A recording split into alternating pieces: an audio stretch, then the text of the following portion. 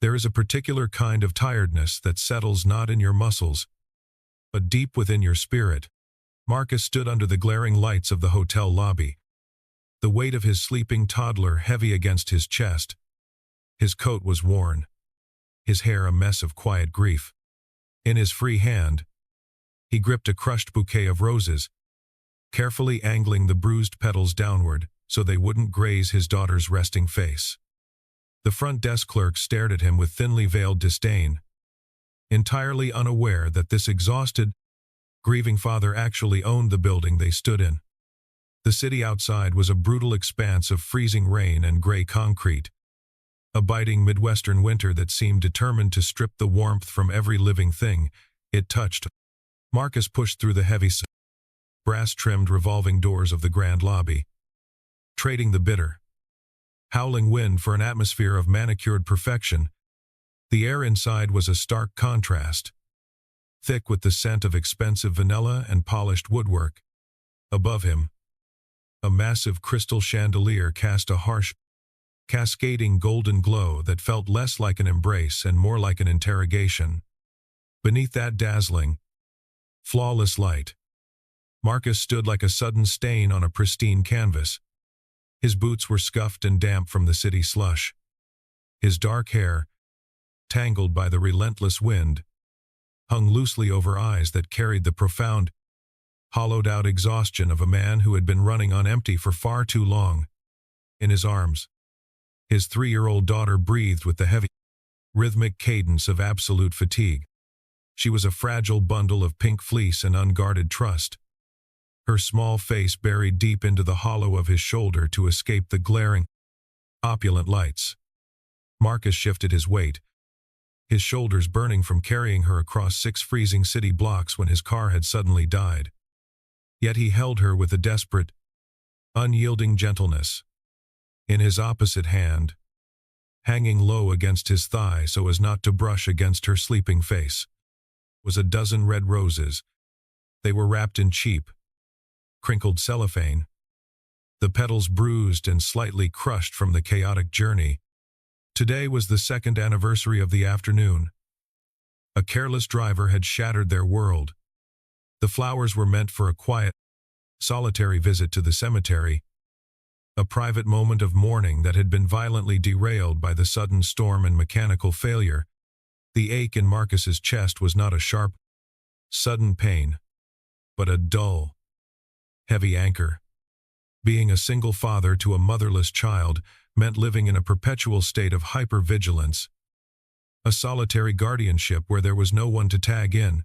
When the exhaustion became suffocating, every choice he made, every step he took, every protective adjustment of his arm around his daughter's sleeping form was a silent testament to a love that now had to do the work of 2 parents. He had not planned to come to this specific property.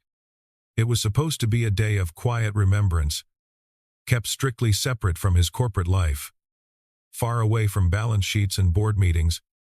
But the freezing rain had forced his hand, and the closest safe harbor for his shivering child happened to be the flagship hotel of his own portfolio.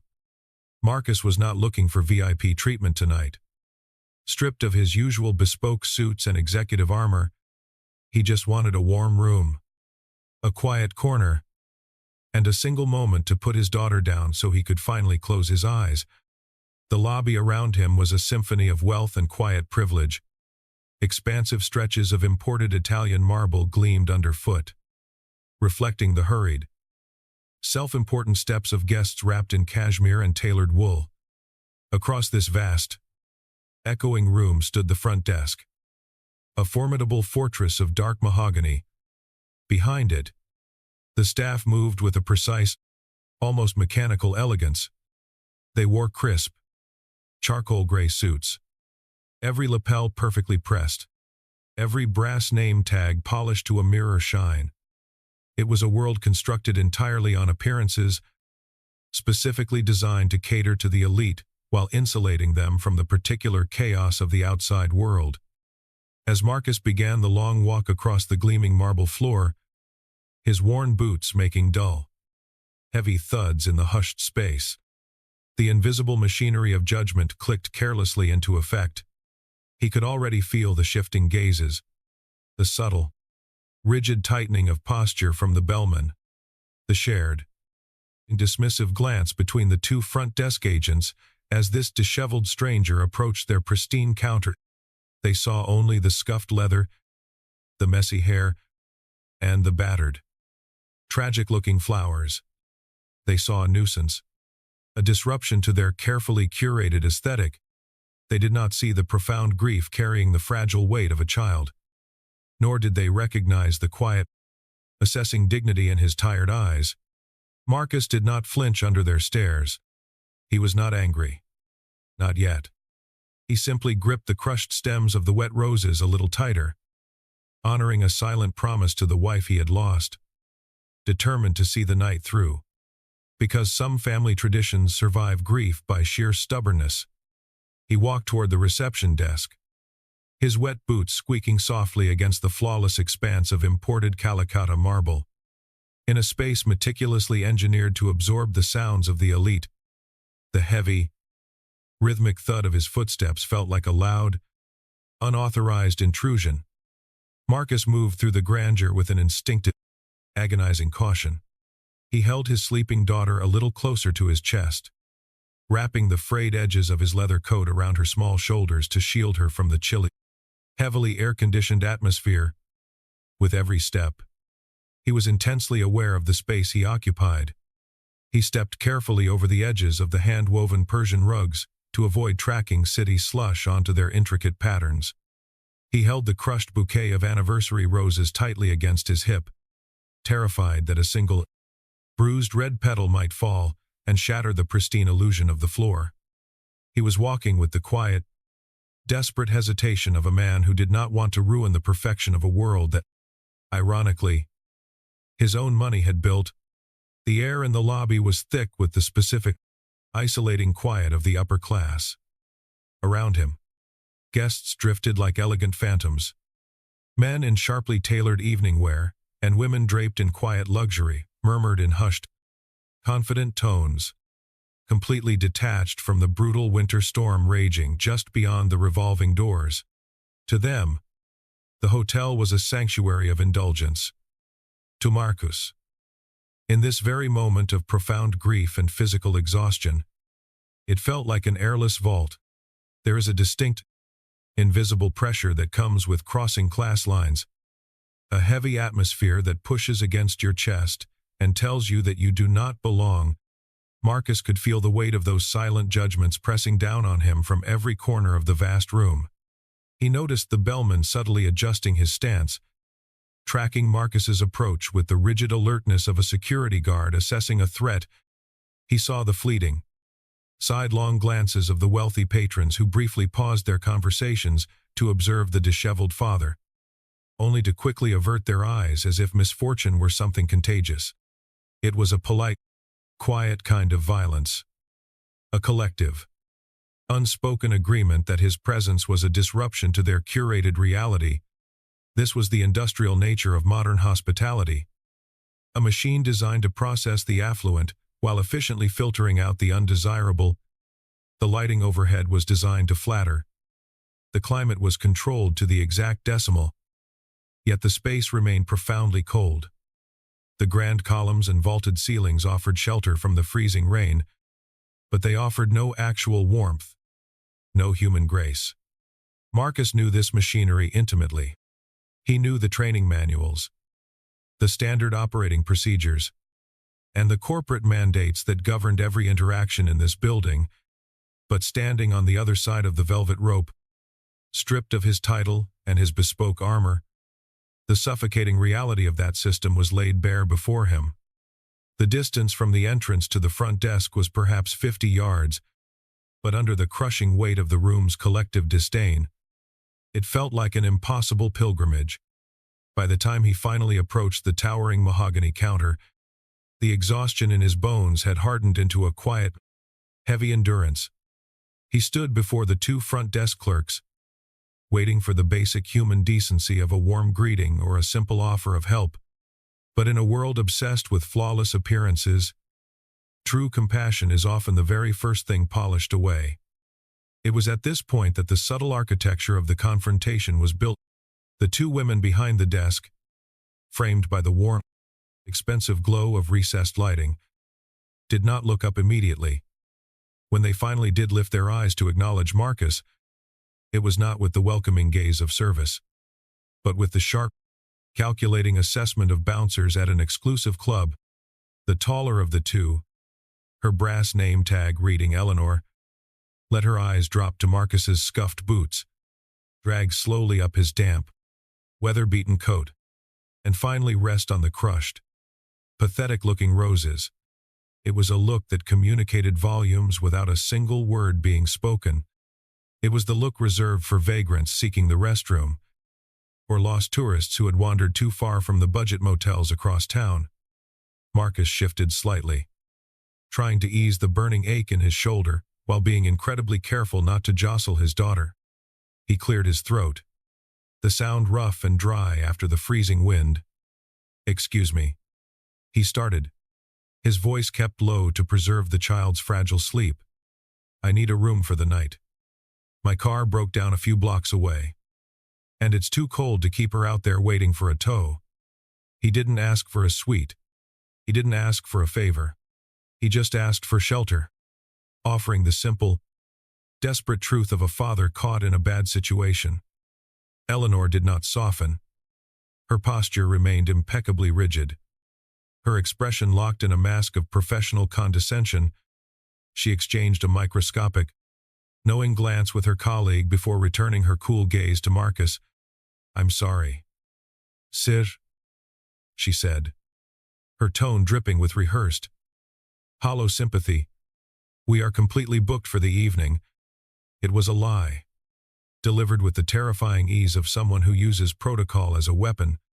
The hotel was running at perhaps 60% capacity, a fact Marcus knew well because the daily occupancy reports were sent directly to his phone every morning at 6. "I don't need anything large," Marcus pressed gently, swallowing the first sharp spike of indignation. "Just a standard room. Just a bed so I can put her down." He gestured slightly with the hand holding the roses, a quiet plea wrapped in exhaustion. He was giving them a chance. He was waiting for the fundamental instinct of human kindness to override the rigid training of luxury service. He was waiting to see if, beneath the charcoal suits and the corporate smiles, there was a shred of genuine empathy for a freezing child.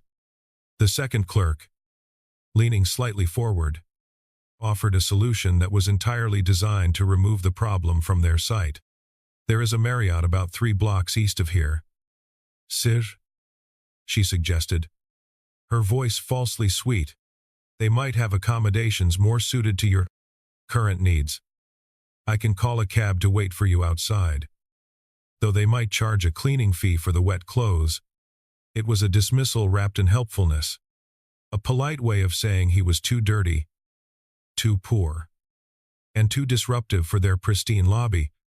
They had judged the book by its frayed, waterlogged cover, completely secure in their authority to turn him away. Marcus stood in the heavy silence that followed, absorbing the casual cruelty of their rejection. He felt the soft, rhythmic breathing of his daughter against his neck, stark contrast to the cold, mechanical nature of the room. He didn't raise his voice. He didn't demand to see a manager. He simply let the silence stretch, allowing their arrogance to fully crystallize in the air between them. Because what the lobby did not know, what Eleanor and her colleague could not possibly comprehend as they smugly directed him back into the freezing storm, was that he owned the building. Marcus did not immediately turn away. He remained planted on the imported marble. And in that heavy, stretching silence, the true nature of the desk staff fully crystallized. Eleanor shifted her weight, a subtle, defensive crossing of her arms that served as an impenetrable barricade between her pristine, highly controlled world and his messy, desperate reality. Her charcoal suit, tailored to an immaculate, expensive fit, did not suffer a single wrinkle in the movement. Pinned perfectly parallel to her lapel was a polished brass name tag that gleamed under the chandelier's golden light. It broadcasted her name and her authority, an irony not lost in the cold, unforgiving air between them. She offered him an industrial smile. With that hollow smile firmly in place, her eyes performed the quiet, devastating calculation that every ordinary person has felt at least once in their life. She looked at the dull, weathered leather of his coat, the frayed edges of his wet jeans, and the exhausted slump of his shoulders, and she found him entirely lacking. Anyone who has ever walked into a high-end boutique in the wrong pair of shoes, or stood in a luxury establishment wearing a faded jacket, knows this exact, piercing gaze.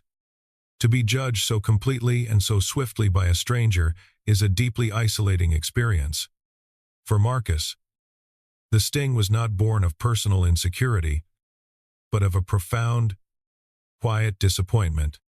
He had spent years building an empire rooted in the very concept of shelter and care, only to stand in the absolute heart of it and realize that the very people he paid to welcome the world had weaponized his doors against the vulnerable. This is the peculiar tragedy of the modern service industry. What stood before Marcus was not active, malicious cruelty. The women behind the mahogany desk were not inherently evil people harboring a deep, personal vendetta against a grieving father. They did not raise their voices or use hostile language. What they represented was something far more common and infinitely more chilling. It was the absolute, rigid adherence to a standard that conveniently forgets the human being standing in the room. It was a systemic apathy, carelessly in effect. They had been taught to guard the gates of luxury, trained to meticulously identify who belonged and who did not, and in their absolute proficiency, they had completely unlearned the basic, primal instinct of offering warmth to a shivering child.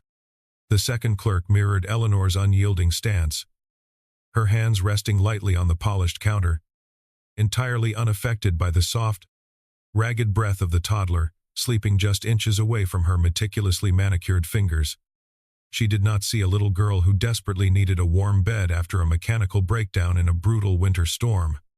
She only saw a potential disruption to the quiet, curated ambiance of her lobby. To them, Marcus was not a father enduring the heavy, suffocating anniversary of his wife's death. He was simply an aesthetic violation, a glitch in their perfect visual environment that needed to be smoothly and swiftly eradicated. They waited for him to leave. Entirely secure in their fortress of polite condescension, they had drawn the invisible line of class and status, using nothing but tailored wool, a brass tag, and a chillingly polite tone of voice. They expected him to shrink under the weight of their judgment, to accept his assigned place in the hierarchy, and to walk back out into the freezing Midwestern storm, with his head bowed and his crushed roses in hand. They felt completely protected by the rules of the house, entirely unaware that the man they were so efficiently discarding was the very one who had written them. Marcus shifted his weight, his left arm burning with the heavy, wonderful burden of his sleeping daughter. He stepped just a fraction closer to the mahogany counter, careful not to let his damp jacket brush against the polished wood. "Good evening," he said. His voice was kept deliberately low, a gentle rumble designed to stay beneath the threshold of his daughter's dreams. "My car stalled a few blocks from here. The weather is getting worse, and I just need a standard room for the night. Just somewhere safe and warm to put her down." He did not demand a suite. He did not pull rank. He simply presented a human problem, hoping for a human solution. Eleanor looked at him. Then, she deployed the smile. "I am so incredibly sorry." "Sir," Eleanor said, her voice a flawless, melodic purr of rehearsed sympathy. "Unfortunately, due to the storm, we are completely fully booked for the evening. We do not have a single vacancy available." The lie hung in the air, smooth and polished as the marble beneath their feet. Marcus blinked slowly. He knew exactly what the daily revenue and occupancy reports looked like. There were over 100 perfectly clean, empty beds sitting in silent, heated rooms directly above their heads.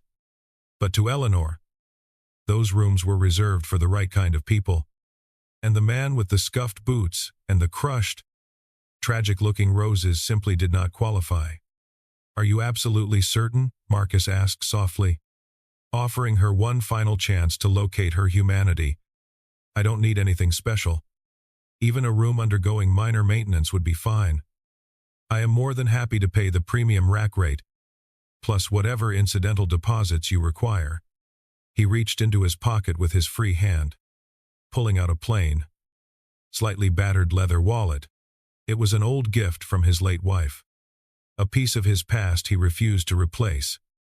Despite its frayed stitching, Eleanor's gaze dropped to the worn leather, and her smile tightened just a fraction of a millimeter. "I apologize for the inconvenience, sir. But it is not merely a matter of payment," she stated, her tone shifting seamlessly from fake sympathy to firm, bureaucratic authority. "Even if we had a sudden cancellation, our policy strictly requires a premium-tier credit card on file for our security holds. Furthermore, for emergency walk-in reservations during severe weather events, management protocol requires us to prioritize our exclusive rewards members." She was using the language of luxury hospitality to build an invisible, insurmountable wall. She wasn't calling him poor. She was citing policy. She wasn't turning a freezing child out into a brutal winter storm. She was prioritizing rewards members. It was cruelty sanitized by corporate jargon. Marcus stood motionless. The air around him felt incredibly thin. He looked at the two perfectly groomed women, then down at the small, fragile weight of his daughter, still sleeping peacefully against his chest, completely unaware that she was being deemed unworthy of a warm bed. He did not yell. He did not slam his fist on the desk or demand a manager. He simply observed them, letting the sheer, breathtaking audacity of their prejudice settle into the space between them. Hospitality is not a department. It is a character trait. And it was becoming devastatingly clear that his front desk was entirely bankrupt of it. He could have ended it right then. He could have reached into the inner pocket of his damp jacket, pulled out the sleek, black corporate card bearing his name, and watched the blood drain from their perfectly powdered faces. He could have spoken 3 short words and had them both clearing out their lockers before the snow outside accumulated another inch. But he was not angry. Not yet. Instead of indignation, a profound, aching curiosity took hold of him. He needed to know, down to the very foundation of his establishment, what happened to a person when they had nothing to offer but their vulnerability. He wanted to see if the luxury machine he had built had completely ground down the humanity of the people operating it. So, Marcus did not speak as a CEO. He spoke as a father who had reached the absolute end of his rope. He shifted his daughter in his arms. The movement was slight, but he could feel the unnatural, dry heat radiating through her pink fleece jacket. A mild fever had been brewing since the afternoon, brought on by the sudden drop in temperature and the sheer exhaustion of their chaotic day. She murmured softly in her sleep, burying her face deeper into the crook of his neck. It was an act of complete, unguarded trust. She did not know they were standing in a fortress of polished marble and cold hearts. She only knew that her father was holding her, and therefore, she was safe. Marcus looked back at Eleanor. He let the silence stretch for a long moment, allowing the polished, corporate facade of the lobby to fall away from his own eyes. "Look," he began, his voice cracking just slightly, stripped of any remaining pride. "I know what the protocols are. I know I do not look like your typical guest tonight. But my little girl is running a fever. We have been stuck in the freezing rain for over an hour. Today," he paused, his grip tightening instinctively around the stems of the crushed red roses, their bruised petals drooping sadly toward the floor. "Today is a very difficult day for us. We were on our way to the cemetery. These were for my wife. I am just asking, person to person, please, just find a corner for us. A room that has not been turned over, A suite that is offline for maintenance. Anything. I will not be a bother to your other guests. I will pay whatever rate you need. Just let me put my daughter in a warm bed. Eleanor's expression did not soften, not even a fraction. She looked at the drooping roses. She looked at the flushed, sleeping face of the child. And then, she looked at Marcus with a terrifyingly blank composure. The tragedy of the moment was not that she was actively malicious. It was that she was completely indifferent. She had been trained to view empathy as a liability. In the high-end service industry, bending the rules for a desperate, scruffy stranger was not an act of kindness. It was a fireable offense. She was protecting her territory, her job, and her pristine lobby from the messy reality of genuine human struggle. Sir, Eleanor said, and the artificial sweetness was entirely gone now, replaced by a flat, impatient chill. I understand your situation is difficult. However, I have already informed you of our status and our policies. We cannot accommodate you. If you refuse to accept my assistance in calling a cab, I will have to ask you to wait outside under the awning. You are dripping water onto the marble, and it is a slipping hazard for our actual guests. Marcus did not argue. He did not raise his voice. He simply looked at the woman behind the desk. Truly seeing the culture of his own company for the first time, he realized in that quiet, devastating moment that true power is not the ability to command a room.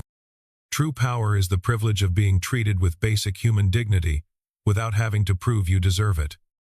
Power should never be the prerequisite for kindness. Yet here, in his own house, it was the only currency accepted. Marcus stood utterly still, the threat of being banished back into the storm hanging in the heavily perfumed air. He looked at the two women, searching their faces for a microscopic crack in their professional veneer, a single sign that the human being beneath the charcoal suit was uncomfortable with this cruelty. He found nothing but impatient efficiency. They were entirely unbothered by the moral weight of what they were doing. The second clerk, clearly tired of the prolonged interaction, decided it was time to end the negotiation. She uncrossed her arms and leaned over the mahogany counter, offering Marcus a look of deeply condescending pity. It was the kind of look one might give a stray dog that had wandered onto a pristine lawn. Sir, perhaps I can be a bit more direct.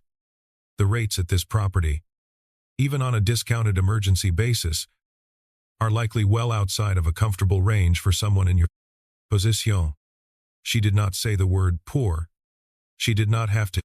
She let the pause do the heavy lifting, allowing the implication to settle like frost on the marble floor.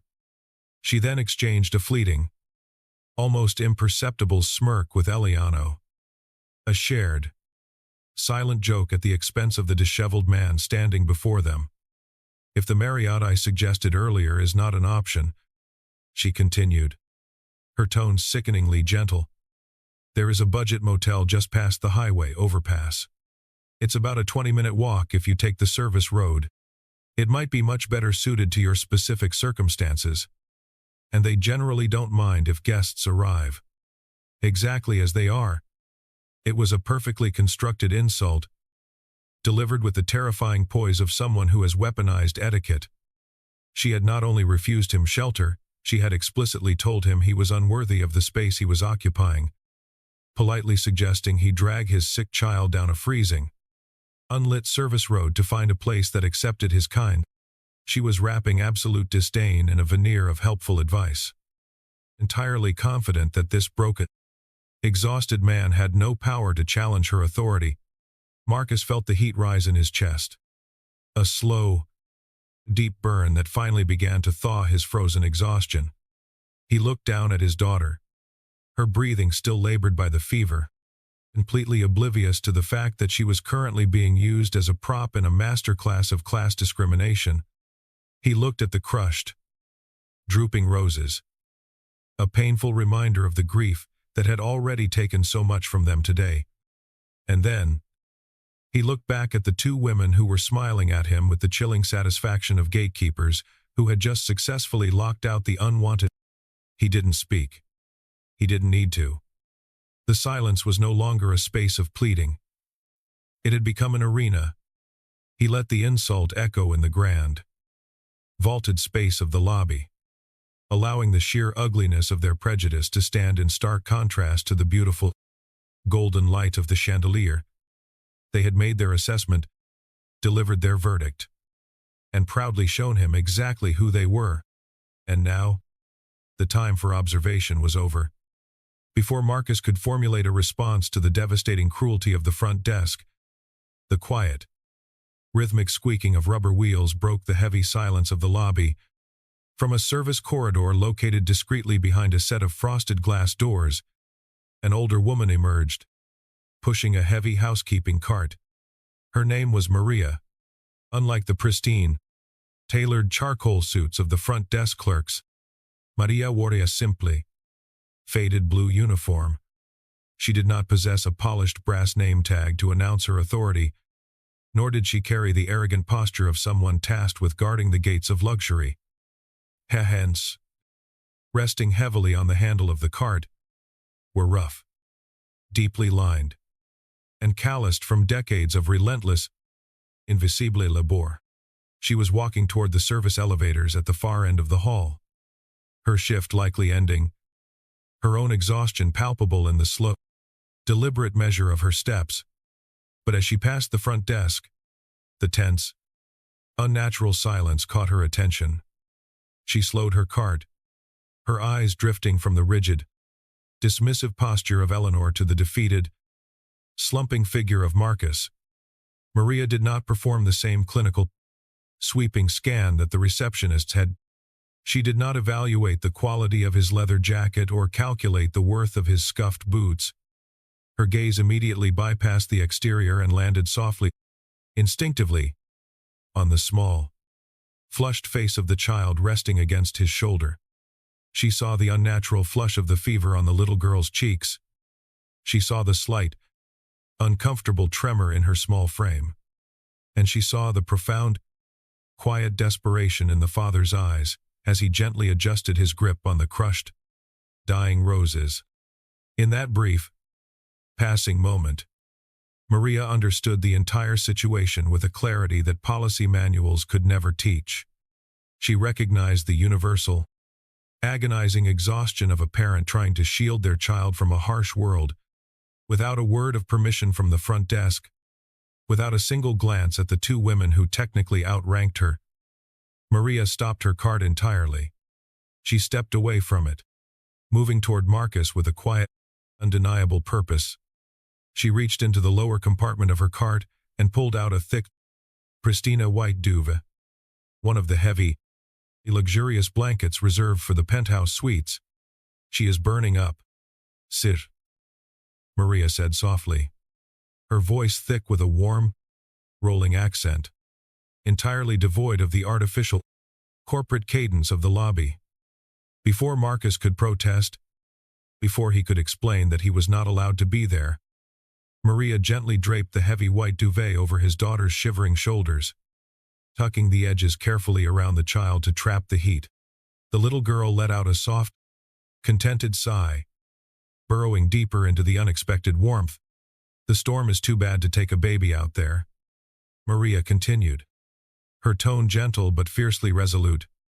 She looked directly into Marcus's tired eyes, bypassing the armor of his grief entirely. "My shift is over. I have a small cot in the break room downstairs by the laundry. It is not fancy. It does not look like this lobby. But it is warm. It is quiet. And the door locks. You can put her down there. Nobody will bother you." The contrast was staggering. Here, in the very heart of an institution designed to sell the illusion of care to the highest bidder, true hospitality was being offered not by the polished gatekeepers, but by the woman whose job it was to clean up after them. Maria had nothing to gain from this offer.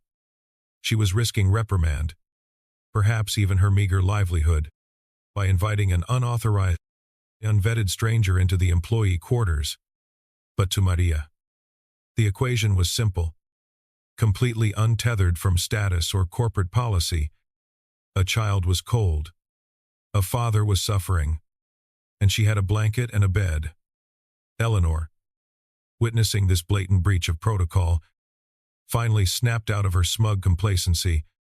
She leaned over the mahogany counter, her face flushed with sudden, genuine irritation. "Maria," she hissed, her voice sharp and authoritative, "what are you doing? You know perfectly well that non-employees are strictly forbidden in the service corridors. That is a massive security violation. We have already informed this gentleman that he needs to leave." Maria turned slowly to face the front desk. She did not shrink back. She did not apologize. She looked at Eleanor with the quiet, devastating dignity of someone who knows the difference between a rule and a moral obligation. "Maria, take that blanket back immediately," Eleanor commanded, her voice slicing through the quiet hum of the lobby. She did not lower her tone to accommodate the sleeping child. She wanted to be heard. That inventory belongs to the penthouse suites, not to random walk-ins. And you are absolutely not permitted to invite non-guests into the employee break areas. You are violating 3 separate company policies right now. Maria stood her ground, though Marcus could see the slight tremor in the older woman's hands as they gripped the edge of the housekeeping cart. She was afraid. She was a woman who likely depended on every single hour of her paycheck to survive. And she was standing face to face with a manager who had the power to sever that lifeline with a single phone call. Yet, she did not reach out to take the blanket back. She glanced down at the flushed, shivering child in Marcus's arms, her jaw setting in a stubborn line of quiet defiance. "He is not a walk-in, Ems." "Eleanor," Maria replied, her voice trembling slightly but refusing to break. "He is a father. And it is freezing outside. The baby is sick. The baby is not our liability." Eleanor snapped. "We are a luxury hotel, Maria, not a homeless shelter. You are completely out of line. Take the blanket. Return to your section. And report to HR first thing tomorrow morning. If you do not do exactly as I say right now, you can consider this your last shift." It was the ultimate flex of petty power. Eleanor was using the threat of poverty to enforce cruelty, weaponizing a set of rules designed by corporate executives to crush the basic human instinct of a woman who simply wanted to keep a child warm. She stood there, arms crossed, her brass name tag gleaming, entirely convinced that she had won. Marcus watched the exchange, a profound silence settling over him. He watched Maria flinch at the threat of termination, her eyes dropping to the floor in a moment of deep, agonizing humiliation. He watched the way Eleanor's lips curled into a faint, victorious smile, completely devoid of empathy. The test was over.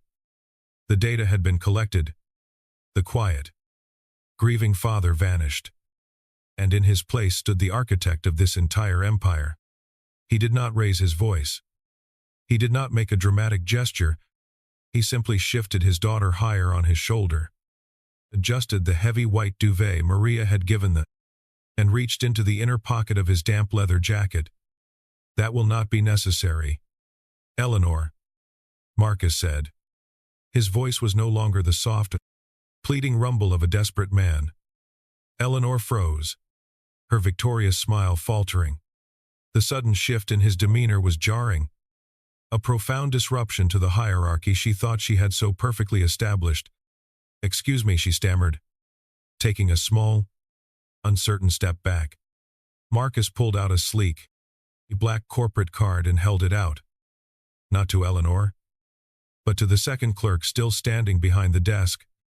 "Run the card," he instructed, his eyes never leaving Eleanor's face.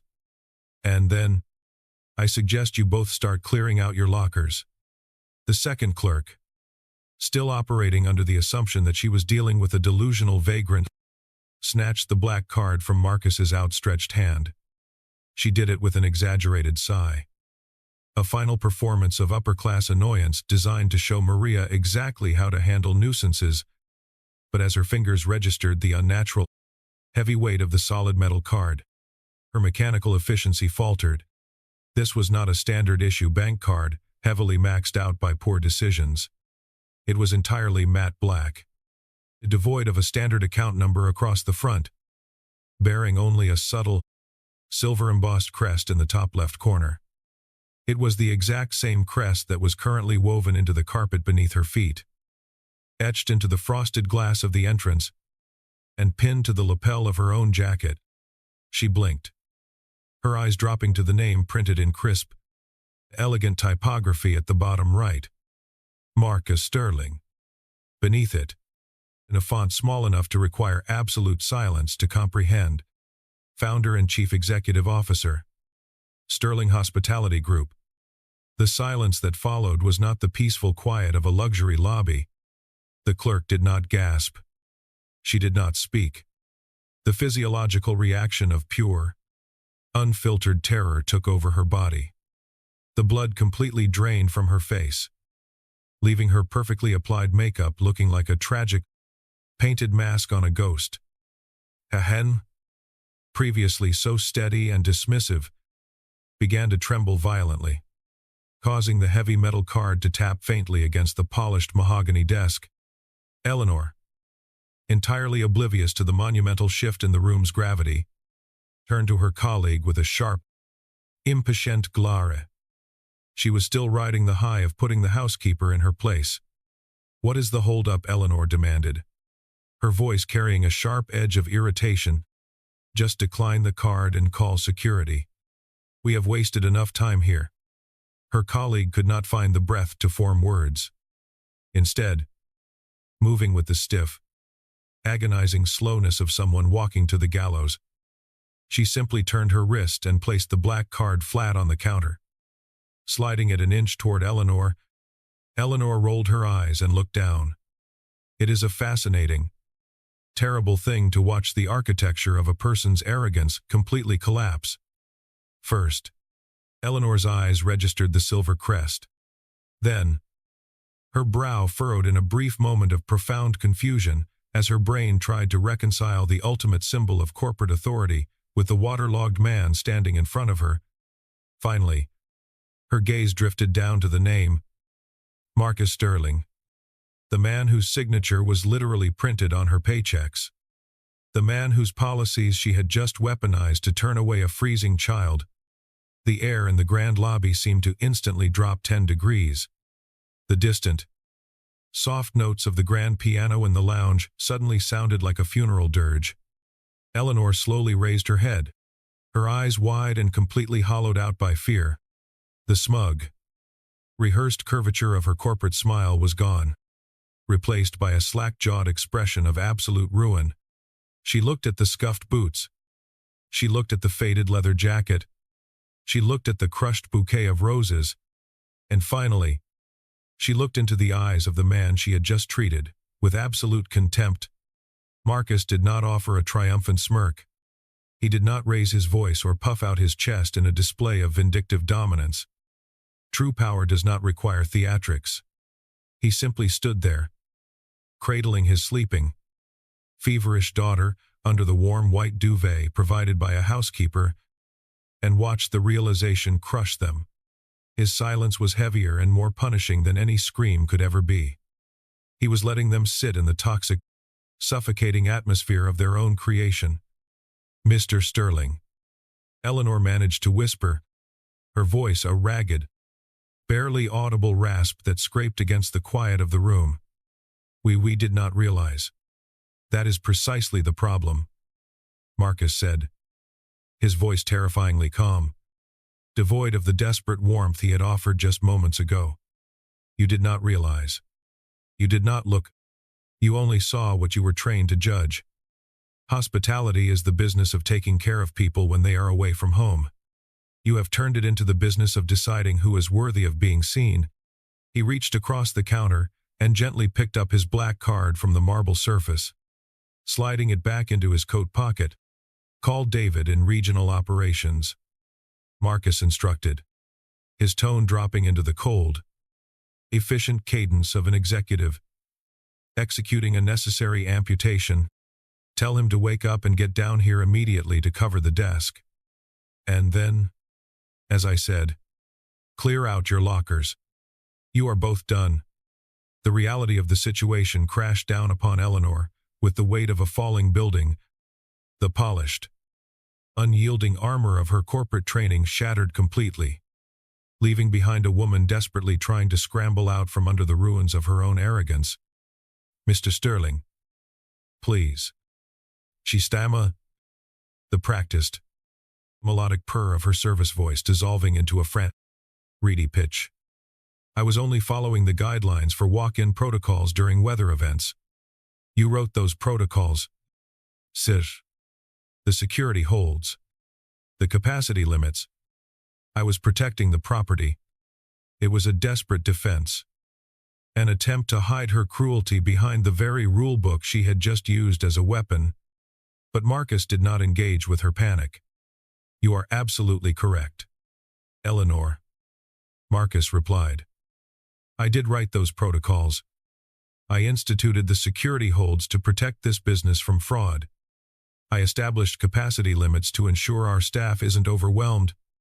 But rules are designed to be tools, not shields to hide behind when you lack the basic human decency to help a freezing child." He paused, letting the heavy silence of the room underscore his words. He was no longer looking at them as employees who had made a clerical error. He was looking at them as individuals who had fundamentally failed a test of character. "You are not being fired because you failed to recognize me," Marcus continued. "If I had been a plumber whose truck broke down, or a teacher caught in the storm, your treatment of me would have been equally unacceptable. You are not being terminated for enforcing a policy. You are being fired because you have completely forgotten what industry we are in." The second clerk, who had been completely silent since sliding the black card across the desk, let out a small, stifled sob, shrinking back against the rear wall of the reception area. "This is not a real estate business," Marcus said, his gaze drifting from the weeping clerk to the pristine expanse of the lobby, before settling back on Eleanor. "This is the business of hospitality. Our entire existence is predicated on the simple, ancient promise of offering shelter to a weary traveler. You took that promise and turned it into an exclusionary country club. You used your position to humiliate a man who was asking for nothing more than a safe corner for his sick daughter. You did not protect this property tonight, Eleanor. You fundamentally betrayed what it stands for." He turned away from the desk then, not waiting for another frantic apology or a tearful plea.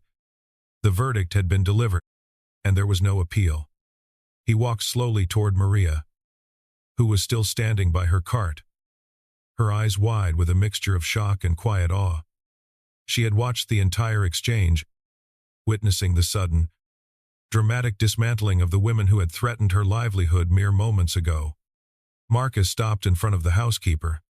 The cold, corporate executive vanished as quickly as he had appeared, replaced once again by the exhausted, grieving father. But this time, there was a profound, weary gratitude in his eyes. "Maria," he said softly, "you were willing to risk your job tonight to keep a stranger's child warm. You remembered the core of what we do, while the people paid to manage this floor completely forgot it." He reached into his pocket and handed her a different card. A standard, a white business card with a direct phone number printed on the back. "Go home and get some sleep," Marcus told her. "When you come in tomorrow, do not report to the housekeeping supervisor. You will report directly to the regional manager's office. We are in desperate need of a new director of guest experience for this property. Someone who actually understands what that title means." He did not wait for Maria to process the magnitude of the promotion. He simply nodded to her, a silent acknowledgement of a debt owed, before turning toward the elevators. As he walked away, the soft, rhythmic thud of his damp boots echoed through the grand lobby, leaving the two former receptionists standing in the ruins of their own manufactured superiority. The heavy silence that followed his judgment was no longer suffocating. It was the quiet, clean aftermath of a storm that had finally broken. The two former receptionists practically dissolved into the background, their footsteps hurried and completely stripped of all their previous arrogance. As they retreated toward the back offices to empty their lockers, the grand mahogany desk, previously a fortress of exclusion, now sat entirely empty. Marcus turned his full attention back to Maria. The older woman had not moved. Her rough, calloused hands were still gripped tightly around the handle of her housekeeping cart. Her knuckles pale, she looked down at the crisp white business card Marcus had pressed into her palm just moments before, the golden chandelier light catching the subtle print of the direct regional phone number. It was a sudden, dizzying elevation from the invisible lower decks of the service industry directly to the executive table. She looked up at him, her eyes shining with unshed tears, struggling to reconcile the exhausted father holding a sick child with the titan of industry who had just reshaped her entire reality with a few quiet sentences.